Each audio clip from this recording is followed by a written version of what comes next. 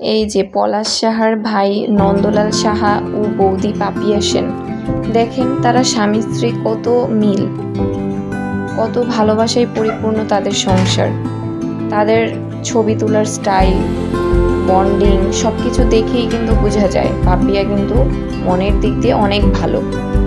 শাশুড়িকেও কিন্তু সে মানিয়ে চলেছে।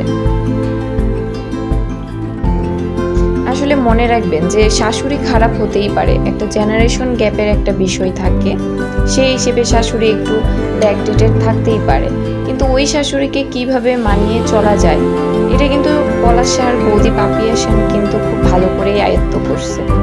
সুস্মিতা যদি একটু প্যাম্পার করতে পারতো তার শাশুড়িকে, একটু স্যাক্রিফাইস করতে পারতো, তাহলে কিন্তু আজীবন সুখে থাকতে পারতো।